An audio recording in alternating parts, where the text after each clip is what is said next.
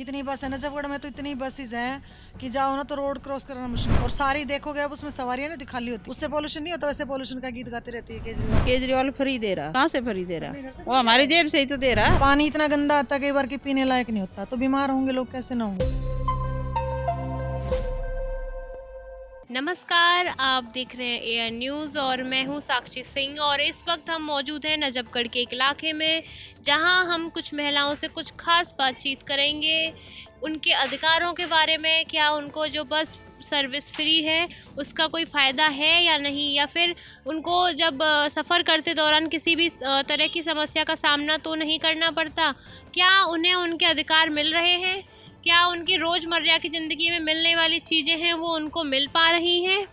और उसी के साथ जानेंगे कि वो आने वाले समय में किसको उम्मीदवार चुनना चाहती हैं, किस सरकार को वो उससे अपेक्षाएं रखती हैं कि वो आएगी और महिलाओं के लिए कुछ करेगी। आइए चलिए बात करते हैं। नमस्कार, आपका नाम क्या है? नमस्ते बेटा, मेरा नाम बबली है। कहाँ की रहने वाली है? हम हैं तो यही के नजफगढ़ के, लेकिन आए हैं हरियाणा से। शहर से कितने साल हो गए यहाँ रहते रहे? हमें हो गए कम से कम भी 25 साल। जो पब्लिक नेसेसिटीज़ होती हैं जैसे कि बिजली, पानी, बिल, बस फ्री है महिलाओं के लिए, महिला सुरक्षा है और राशन है और क्या बोलते हैं आपकी पेंशन है, इसकी आपको क्या क्या सुविधाएं मिल पा रही? देखो, सुविधा हमें तो फिलहाल ज़रूरत भी नहीं है, लेकिन जिसको ज़रूरत है उसको मिलता भी नहीं है। ठीक, हम तो यही चाहते हैं कि ये सुविधा देने का कोई बेनिफिट नहीं है। अगर आदमी 2 पैसे कमाता है ना तो वो अच्छे से यूज करता है। सरकार ने ये फ्री का पैसा फ्री का खिला के लोगों को है ना इतना नहीं, लोग बस में आवारा घूमते हैं, फालतू काम वाले लोग तो काम के लिए जाएंगे ना। अब ये जरूरत से ज्यादा फालतू के घूमते हैं लोग। इतनी बस है नजफगढ़ में, तो इतनी बसेस हैं कि जाओ ना तो रोड क्रॉस करना मुश्किल। और सारी देखोगे अब उसमें सवारियां नहीं खाली होती, सारी खाली पड़ी रहती हैं। उससे पोल्यूशन नहीं होता, वैसे पोल्यूशन का गीत गाती रहती है केजरीवाल सरकार।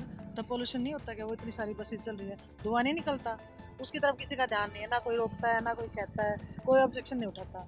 और कितना वेस्टेज ये निकल रहा जनता से ही है। हर रोज महंगाई, सब्जियां इतनी महंगी हैं, फ्रूट इतने महंगे हैं, दूध इतना महंगा, मतलब कोई चीज़ एक बार बढ़ गई रेट तो कम होता नहीं है। तो कहाँ फ़ायदा है लोगों को? फ़ायदा का है पेंशन के नाम पे पता नहीं किसको, हमें तो जिससे पूछते ज़रूरतमंदों को भी नहीं मिलती पेंशन। हम लोगों को ज़रूरत नहीं है, लेकिन जो ज़रूरतमंद है उनको मिलनी चाहिए ना, पर ऐसा है नहीं कि। और बिजली का है 200 यूनिट है फ्री, हम लोगों का काम चलेगा नहीं उतनी यूनिट में। और जो इनका चलता है वो मैक्सिमम नंबर है, तो वो भी वेस्टेज है, वो भी बाहर है, सरकार पे तो बाहर ही है। कहीं ना कहीं से तो वो निकालेंगे ना, पैसा कहाँ से आएगा? वो जनता की जेब से ही आएगा। और फिर वही महंगाई बढ़ाएंगे, वो पेट्रोल बढ़ गया, गैस बढ़ गई, सब्जी बढ़ गई, दूध बढ़ गए, फ्रूट बढ़ गए, और डेली की ग्रोसरी है, दाल चावल सब कुछ महंगा है। जनता का पैसा कहाँ कटता है? कटता तो आम नौकरी वाले का है, उसी की जेब कटती है ना। टैक्स जो ज़्यादा। ये बताओ, नौकरी वाला क्या ब्लैक मनी ले रहा है? नौकरी वाले की तो वाइट मनी होती है जो नौकरी करता है। अगर 2 नंबर का पैसा हो तो टैक्स काटो, उनका टैक्स कटता है नौकरी का टैक्स कटो, फिर सामान लाओ उसके ऊपर टैक्स काटो। GST SST पता नहीं कितनी तो ST लगा रखी इन लोगों ने। नॉर्मल अपनी मेहनत की कमाई करता है तो वो टैक्स दे के बताओ उसको क्या बचाएगा? फिर वो 1 रुपया ये देख लो आप, 50 पैसे में भी नहीं बचता है। जो कमाने वाले, मेहनत वाले हैं, बिजनेस वाले, जो अमीर लोग वो अमीर होते जा रहे हैं। मिडिल क्लास तो खत्म हो जाएगी और गरीब नीचे तबका रह जाएगा, और एक अमीर, 2 ही तबके रह जाएंगे। यही हाल रहा। तो कहते हैं कि केजरीवाल फ्री दे रहा, कहाँ से फ्री दे रहा? वो हमारी जेब से ही तो दे रहा है। अपने घर से नहीं जाएगा। महंगाई कहाँ से हो रही है? हमारी जेब कट रही है तभी तो महंगाई हो रही है। और महंगाई कहाँ से? गाड़ियों में घूमेंगे, उनके बच्चे, उनकी बीबी, उनकी परिवार, वो तो 7 पुस्तक बैठ के खाएंगे, लेकिन आम जनता का क्या होगा? जो ये फ्री दे रहे इसका असर किस पे होगा? अब ये देखो गलियां बनाई इन्होंने, सीवर डाले, घूम के देख लो, आधे से ज्यादा गलियां ऐसे फटी हुई पड़ी हैं, उसको दोबारा रिपेयर नहीं करा गया। अब उसने तो रिजाइन कर दिया, उसके बाद दूसरे ने क्या किया? कुछ किया? कुछ नहीं किया। आतिशी ने जो ज्वाइन किया है तो उन्होंने क्या किया है उसने? उसके बाद तो कुछ नहीं, जहाँ जो पड़ा वहीं है, वहीं है, कुछ नहीं आगे शुरू हुआ, कुछ भी नहीं। पानी इतना गंदा आता है कई बार कि पीने लायक नहीं होता, तो बीमार होंगे लोग, कैसे ना होंगे बीमार? इसलिए बीमार होते हैं। गंदा आता है, बहुत स्मेल आती है, पी नहीं सकते पानी, इतना गंदा पानी आता है। कह रहे हैं कि ये चीज फ्री है, ये चीज फ्री है। फ्री की तो किसी की जरूरत नहीं है, मेहनत करने दो ना। फ्री दे दे के सब घर बैठा दिए, मेहनत कौन करेगा? जॉब दो, ऑप्शन दो, कमाए आदमी, और जो सही रेट हो चीज़ों का, कीमत पे कंट्रोल हो बेटा। जैसे चीज़ें महंगाई बढ़ रही है उस पर कंट्रोल हो, लोगों के लिए रोज़गार मिले, काम करेंगे। फ्री की ज़रूरत क्या है? फ्री तो निठल्ले हो जाएंगे, निकम्मे हो जाएंगे, फिर क्या करेंगे? वो आवारागर्दी करेंगे निकम्मे होके। मेहनत से करेंगे तो सब आदमी अच्छे, सब समाज भी सभ्य रहेगा, सब कुछ सिस्टम से चलेगा। टैक्स जो ज़रूरी है वो लो, एक टैक्स का जो सिस्टम नहीं है, सैलरी के हिसाब से जितना है उस हिसाब से होना चाहिए। अब अमीर आदमियों का ऊपर महंगी जो जैसे गोल्ड है, डायमंड है, उस पर तो कम टैक्स है, उस पर कम वो लगा हुआ है। और खरीदेगा उसको, कैसे खरीदेगा? आम चीजों पे जो नॉर्मल आदमी है रोज की दिहाड़ी, वो कोई डायमंड थोड़ी खरीदेगा, वो साग सब्जी खरीदेगा डेली, वो क्या लेगा? अब उस पे वो देखता ही नहीं, कोई उस तरफ ध्यान ही नहीं है। बस ये सरकार आ गई, वो सरकार आ गई, सिर्फ पॉलिटिक्स और कुछ नहीं है। हम लोगों को भी इतना समझ में आ गया। मैं तो कहती जनता को बायकॉट कर देना चाहिए, किसी भी सरकार को वोट ना दे, तब इनकी अकल ठिकाने आएगी। खत्म कर दें बिल्कुल एक बार, तब सब आएंगे। एक बार जब इलेक्शन होगा हाथ जोड़ के आएंगे, हम आपके सेवक हैं, हम आपके ये हैं, हम आपके वो हैं, वोट दो। और उसके बाद हमारे यहाँ कौन कैलाश गहलोत बना था, उसके बाद आया भी नहीं, एक बार भी कोई नहीं आता। उससे पहले तो हर कोई नीचे तक ऊपर तक सब आशीर्वाद लेते हैं और हाथ जोड़ते हैं, जोड़ी पसारते हैं, लेकिन बाद में कोई पूछता भी नहीं कि आपको किसी चीज़ की रिक्वायर है या कोई ज़रूरत है या कुछ रोड है, नाली है या और कुछ चीज़ है, लेकिन काम नहीं करता कोई भी पार्टी आ जाओ। तो हमें तो देख लिया, हमने तो कितने साल हो गए देखते देखते, कोई काम करके राजी नहीं है, सब अपनी अपनी जेब भरते हैं। अपना 7 पुश्तों के लिए तैयार कर देते पैसा जोड़ जोड़ के, अगली 7 पुश्तें बैठ के खाएंगी। आम जनता का लूट लो जितना लूट सको, फैसिलिटी के नाम पे सब जीरो, कुछ नहीं है। और महिला सुरक्षा के बारे में? सुरक्षा भी क्या है, यहाँ पे लोग चेन पहन के चले जाए, कितनी यहाँ हमारे पास चेन टूट चुकी है, किसी के कानों के टूट चुके, किसी के हाथ के, किसी ने कंगन बनवाओ, फायदा क्या है? पहन ही नहीं सकते। दिन दहाड़े अभी 2-4 दिन पहले हमारे पास में एक दुकान में चोरी हो गई, दिन में ही। कहाँ सुरक्षा है? लेडीज़ बेचारे अपना कमाई के लिए छोटी छोटी दुकानें करती है, उसमें भी चोरी हो जाती है, कहाँ सुरक्षा है? पुलिस को फ़ोन किया, 100 नंबर पे उन्होंने कंप्लेंट की, कोई नहीं आया। तो 100 नंबर किस लिए बना रखा है? कंप्लेंट के लिए बना रखा ना कि आओ, आके ही नहीं देखा उन्होंने, आए नहीं अब तक, कोई नहीं आया। 2 दिन हो गए उस बात को। वो क्यों आएंगे? उनके पास हफ्ता जाता है, क्योंकि क्या हुआ, हम पुलिस में नहीं है तो थोड़ा बहुत तो नॉलेज हमें भी है, क्योंकि पुलिस हम भी पुलिस वाले की भी है, लेकिन आधे से ज़्यादा ना 90% पुलिस वाले बिके हुए हैं। उनको अगर ये 10-20 सूट चुरा के भी लेके गई हैं तो 5 सूट उनके पास ज़रूर पहुंचेंगे। पुलिस वाले का ये काम होता, कोई भी चीज़ है उसमें हफ्ता होता उनका। बहुत देखते हैं हम ये केस, कोई सुनवाई नहीं होती, नहीं तुरंत में सुनवाई होता है, ऐसा क्राइम कभी भी नहीं हो। हमारे घर के पास से पीछे एक चेन तोड़ ली एक लेडी की, इधर गली में ही, और वो पकड़े गए लड़के। वो चेन उसने देख ली, कह रहे किसी को बुला के लाओ प्रूफ। अब मान लिया मैंने चेन पहनी है, मेरा प्रूफ आप दोगे क्या? मेरी चेन का तो मुझे पता है ना। और उसको बेचारी गरीब है, उसको चेन मिली नहीं। अभी पीछे एक वो उसके कड़े निकाल लिए थे, उसको भी मिल गए, मतलब वो पता लग गया, दिए नहीं, पुलिस ने दिए नहीं। बताओ कहाँ आम आदमी सुरक्षित है, कहाँ सुरक्षा? सुनो, कहाँ सुरक्षा? जिसने चुराए थे वो मिल गया, उसने पैसे देने के लिए भी राजी होगा कि भी मैं पैसे दे दूं, लेकिन पुलिस वालों ने केस बना दिया, पैसे देने नहीं दिए, क्योंकि गैस में दोनों साइड से पैसा मिलता है, सब देनी पड़ती है। कहते हैं कि वोट का अधिकार है देने का, इस हमारे देनी पड़ती है, नहीं मन नहीं करता किसी को, कोई काम ही। वोट तो हमारे बार इसलिए देते कि अच्छा कैंडिडेट आएगा, वो इतने प्रॉमिस कर रहा है, पूरा करेगा, लेकिन बनने के बाद कोई दोबारा आके देखता भी नहीं है। अगर उनको कहीं भी ना कुछ जाए भी तो हमारे हाथ में नहीं है, किसके हाथ में? जब तुम वोट के लिए आए तब तो तुम इतने वादे कर रहे थे, अब कहाँ चलेगी तुम्हारे वादे? कोई नहीं सुनता बेटे। आम जनता की सुनवाई कहीं नहीं है, बस पैसे वालों की सुनवाई है या फिर इन नेताओं की सुनवाई, और किसी की सुनवाई नहीं, आम जनता की नहीं है। हम तो अपना मेहनत कर रहे हैं, खा रहे हैं, अपना घर बसा रहे हैं, बस इतना है, और उसमें हेल्प नहीं। जो आने वाले इलेक्शन है उनमें आपको किसी पार्टी से है उम्मीद कि वो आए तो कुछ काम कर सकती है भविष्य में? देखो बेटा, वैसे तो हमें उम्मीद किसी से नहीं है, सच बताऊँ। अभी मेरी बहन ने कहा हमें किसी से उम्मीद नहीं है, कोई भगवान का बंदा आ जाए ऐसा। अब मोदी जी सब करते हैं, मोदी जी अकेला देश को थोड़ी चला सकते हैं, उनको भी तो अपने साथ के लिए काम करने वाले अपने जैसे आदमी चाहिए। वो अगर 24 घंटे में से 20 घंटे काम करते हैं तो दूसरा है क्या कोई काम करने वाला? अकेले मोदी जी क्या कर लेंगे? अकेले तो कोई नहीं कर सकता। देश कितना बड़ा है, इतनी जनता है यहाँ पर, कितने लोग हैं, उनको एक आदमी कैसे संभालेगा? उनके ऐसे ईमानदार आदमी, ऐसे काम करने वाले जो जनता के लिए काम करें, ऐसे होने चाहिए। सब अपना घर भरने वाले तो हैं, सेवा करने वाले नहीं हैं। जैसे हम ईमानदारी से काम कर रहे हैं, मैं आपको कैसे समझूं कि आप ईमानदारी निभाओगे मेरे साथ? यही होता है ना। अब केजरीवाल सोच रहे थे भी मैं ईमानदार हूँ, क्या पता दूसरा बेईमान हो। पार्टियां बदनाम क्यों होती है? इसीलिए तो होती हैं बदनाम।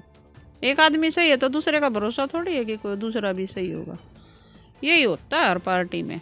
अकेला मोदी है क्या, उसके सपोर्ट वाले क्या पता अच्छे ना हो, कोई भरोसा थोड़ी होता है किसी का। शिक्षा वगैरह पे कुछ कहना चाहेंगी? हम लोगों के तो बेटा पढ़ लिख के बच्चे, शिक्षा के लिए स्कूल्स तो बहुत हैं, प्राइवेट स्कूल्स दुनिया भर के हैं, पर शिक्षा के नाम पे भी फंड है, इतने सारी फॉर्मेलिटीज़ हो गई हैं, ये काम। अब जैसे यहाँ पे मान ले है ना, हम किसी जातिवादी के फेवर में नहीं है, लेकिन जैसे कहा जाए दिल्ली में, दिल्ली तो दिल्ली वालों को तो कुछ नहीं मिलता। आप दिल्ली के स्कूलों में जाके देख लो कौन से बच्चे वहाँ पढ़ रहे हैं। दिल्ली के लोकल बच्चे नहीं मिलेंगे सरकारी स्कूलों में, या तो बिहार के बच्चे होंगे, या यूपी के होंगे, या राजस्थान के होंगे। उनको फीस नहीं देनी है, उनको ड्रेस मिलेगी उसका हिसाब रखना है, उनको खाना मिलेगा उसका हिसाब रखना है, उनको वार्षिक पैसे मिलेंगे उसका हिसाब रखना है, उनको जूते चप्पल। ये पढ़ाई की चीज़ें हैं क्या? जिसको पढ़ाना वो अपनी मेहनत से, उनको तुम रोज़गार दो, अपने बच्चों को अपनी फीस से पढ़ाएं। फ्री ऐसे शिक्षा देने से कुछ नहीं, वो पढ़ेंगे क्या? अब कहने को कहते हैं शिक्षा है, आप स्कूलों में जाके देखो क्या पढ़ाते हैं? टीचर पढ़ेंगे नहीं बच्चे। वहाँ बच्चे चाकू लेके जाते हैं, टीचर को घोंप देते हैं, मार काट होती है। हमारे कई बच्चे हैं टीचर हैं, वो बताते हैं कि स्कूल में पढ़ा ही नहीं सकते, पढ़ाने नहीं देते बच्चे। क्यों? क्योंकि वो जैसे स्लम एरिया बोलते हैं, स्लम एरिया है, बनाया इंसानों ने स्लम एरिया। वहाँ इतने वैसे आ गए कि वो बचपन से ऐसे वो देखते आ रहे हैं, ऐसे मतलब मार काट पिटाई विटाई, वो स्कूल में भी वही करते हैं। अब एक टीचर बेचारा डरता क्या करेगा? वो करेगा क्या? वो अपने आप की अपनी जान जोखिम में क्यों डालेगा?